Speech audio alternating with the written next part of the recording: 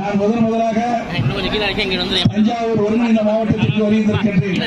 பொதுச் செயலாளராக பொறுப்பேற்று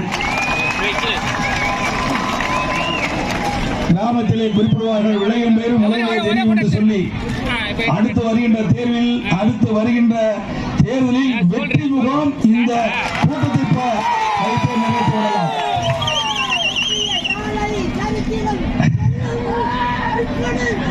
எனக்கு நான் என்னோட அதிகமா தெரிஞ்சிருக்கிறீங்க, அழகாக பாருங்க.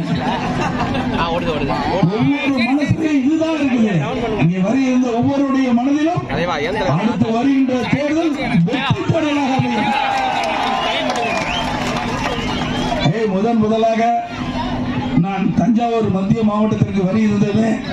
இந்த கூட்டத்தை பார்க்கின்ற பொழுது எதிரிகள் நமக்கு எதிரே இல்லை என்பதை நிரூபித்து காட்டுகிறது.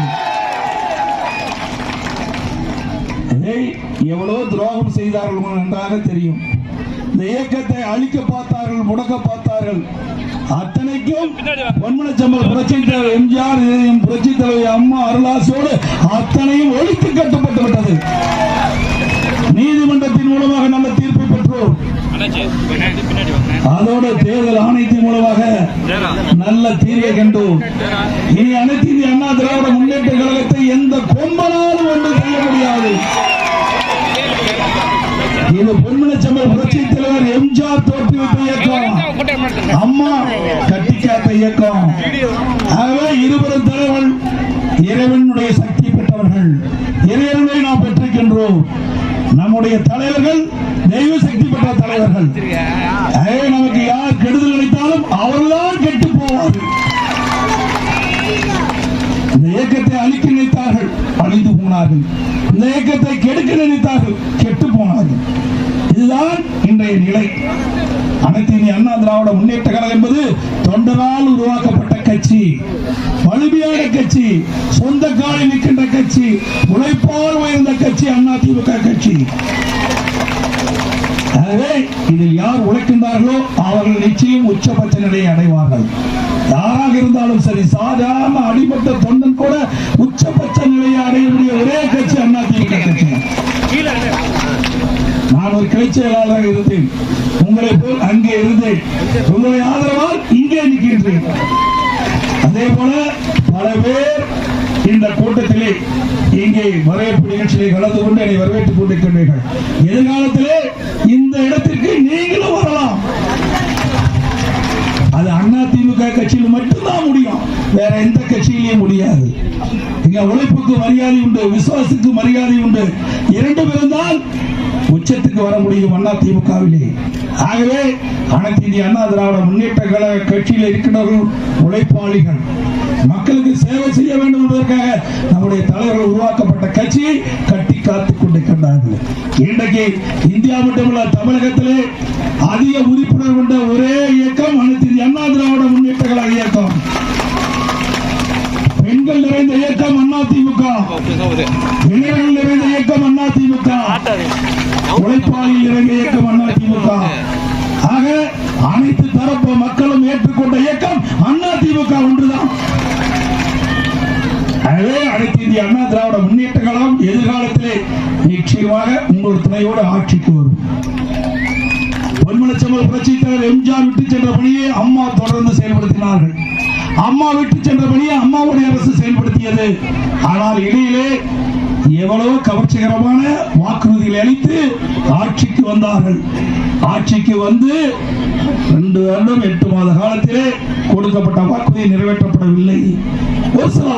ஒரு சில வாக்குறுதிகளை நிறைவேற்றப்பட்டுவிட்டு இன்றைய முதலமைச்சர் திராவிட மாடல் ஆட்சி என்று சொல்லிக் கொண்டிருக்கின்ற பொம்மை முதலமைச்சர் திரு ஸ்டாலின் அவர்கள் 100% அவர்கள் அறிவித்த தேர்தல் அறிக்கை நிறைவேற்றப்பட்டதாக ஒரு பொய்யை சொல்லி முழு பூசணிக்காயை சோற்றிலே மறைத்துக் கொண்டிருக்கின்றார். மக்கள் எல்லாமே தெரியும். இன்னைக்கு எல்லாம் வலைதளங்கள் பேச பேச லைவ்ல போயிட்டு இருக்குது. நீங்க பார்க்கிற இந்த கூட்டம் எல்லாம் நாட்டு மக்கள் பார்த்துக் கொண்டிருக்கின்றார்கள். விஞ்ஞான உலகம் யாரை ஏமாற்ற முடியாது. ஆகவேதான் திமுக அரசுக்கு இன்றைக்கு விடிவு காலம் என்று சொன்னார்கள். அந்த விடிவு காலம் எப்பொழுது பிறக்கும் என்று எதிர்பார்த்துக் கொண்டிருந்த மக்களுக்கு இன்றைக்கு சோதனை தான் வந்தது மிச்சம். திராவிட முன்னேற்ற கழகத்தை பொறுத்த வரைக்கும் அது குடும்ப கட்சி. அந்த குடும்பத்தில் இருக்கின்றவர்களுக்கு ஆட்சி அதிகாரத்துக்கு வர வேண்டும் என்பதுதான் அவருடைய குறிக்கோள். மக்கள் பற்றி கவலை இல்லை. ஓட்டு போட்ட மக்களுக்கு நன்மை செய்ய வேண்டும் என்பதெல்லாம் அவருடைய எண்ணம் கிடையாது. இன்றைக்கு குடும்ப உறுப்பினர்கள் எந்தெந்த பதவிக்கு வர வேண்டும், எந்தெந்த அதிகாரத்துக்கு வர வேண்டும் என்று கணக்கு போட்டு செயல்படுகின்ற கட்சி திமுக கட்சி. நான் பலமுறை பல கூட்டத்திலே பேசியிருக்கின்றேன். அது கட்சி அல்ல, அது ஒரு கார்பரேட் கம்பெனி. கம்பெனியில் தான் லாபம் நஷ்டம் பார்ப்பாங்க. அதுபோல இப்ப ஆட்சி செய்து கொண்டிருக்கிறார்கள். இதில் எவ்வளவு லாபம் கிடைக்கும், எவ்வளவு ஊழல் செய்ய முடியும் என்பதுதான் அவருடைய நோக்கம். அந்த அமைச்சரவை, திராவிட முன்னேற்ற கழக அமைச்சரவையில் இடம்பெற்றிருந்த திரு பழனிவேல் ராகில் அவர்கள் நிதி அமைச்சராக இருந்தார். அவர் ஒரு ஆடியோவில் ஒரு கருத்து சொன்னார். 30,000 கோடி ஊழல் செய்து அந்த பணத்தை திரு ஸ்டாலினுடைய மருமகன் சபரீஸ்வரன் அவர்களும் திரு ஸ்டாலினுடைய மகன் உதயநிதி ஸ்டாலின் அவர்களும் என்ன செய்வது என்று தெரியாமல் திகைத்துக் கொண்டிருக்கிறார் என்ற செய்தியை அந்த ஆடியோவில் தெரிவித்தார். யார் எதிர்கட்சி சொல்லல, திராவிட முன்னேற்ற கழகம் அரசு. திரு ஸ்டாலின் முதலமைச்சர், அவருடைய அமைச்சர்கள் இடம்பெற்றிருக்கின்ற நிதியமைச்சர் திரு பழனிவேல் தியாகராஜன் கூப்பிடுகிறார்.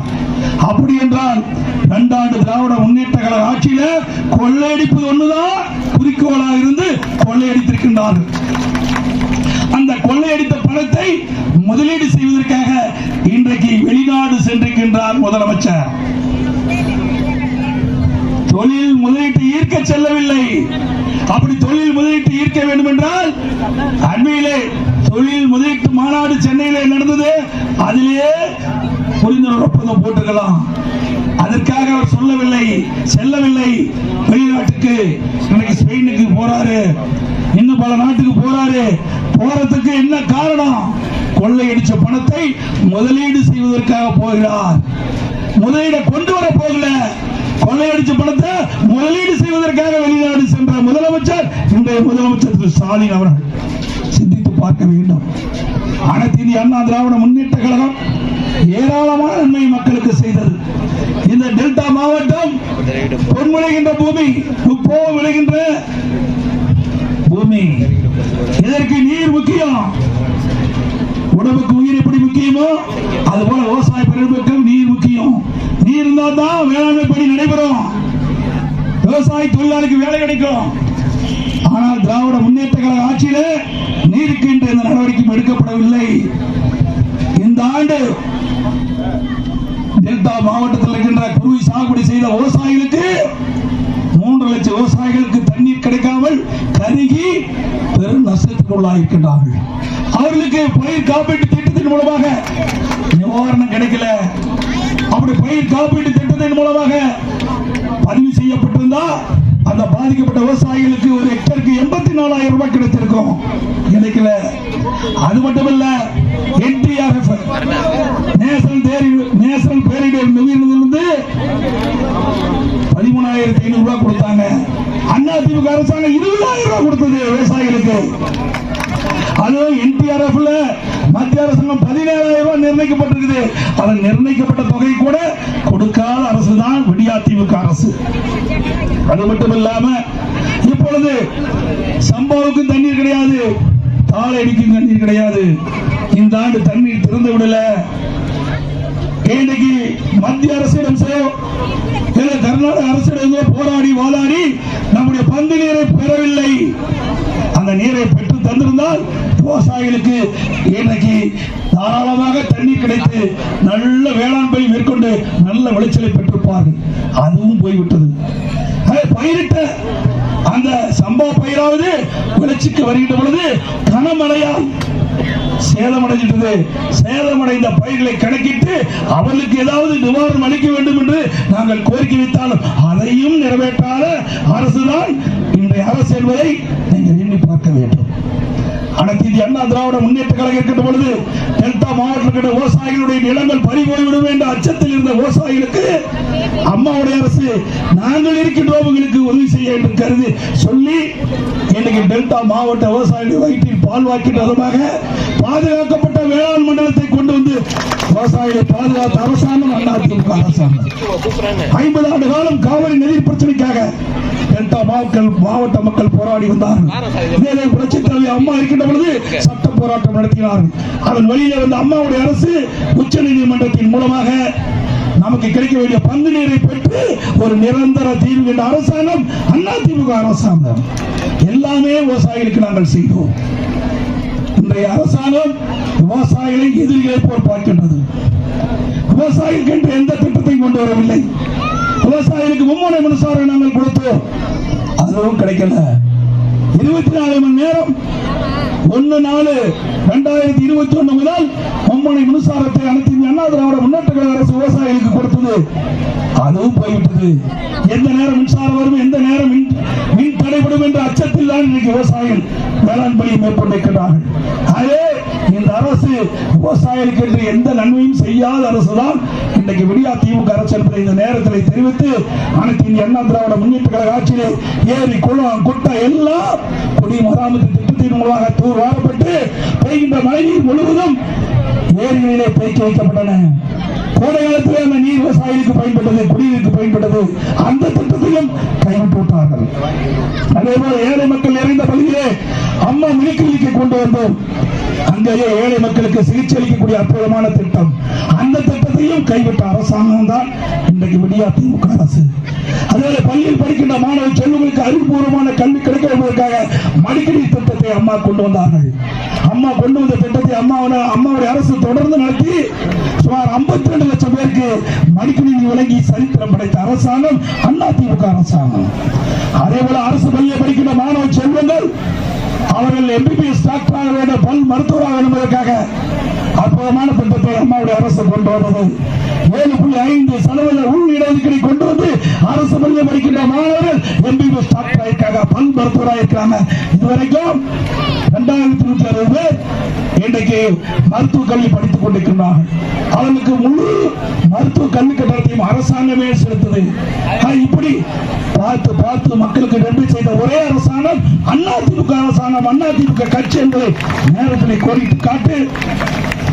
இங்கே வருகின்ற அத்தனை மக்களும் வருகின்ற நாடாளுமன்ற தேர்தலில் அனைத்து இந்திய அண்ணா திராவிட முன்னேற்ற கழகமோ நமது கூட்டணி வேட்பாளர்களோ அவர்களுக்கு வாக்களித்து இந்த திமுக அரசுக்கு ஒரு பாடத்தை புகட்டுங்கள். இன்றைக்கு கொடுக்கப்பட்ட வாக்குறுதியை நிறைவேற்றாத அரசாங்கத்திற்கு, கொடுக்கப்பட்ட வாக்குறுதியை நிறைவேற்றாத கட்சிக்கு இந்த தேர்தலில் சரியான மரண தண்டனை கொடுங்கள், மரண அடியை கொடுங்கள்.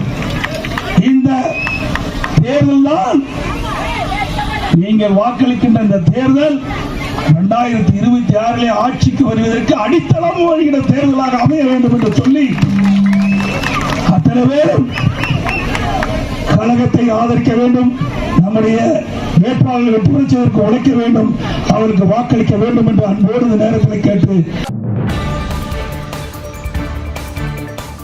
செய்திகளை உடனுக்குடன் தெரிந்து கொள்ள நமது அம்மா இணையதள தொலைக்காட்சியை சப்ஸ்கிரைப் செய்து அருகில் உள்ள பெல் ஐகானை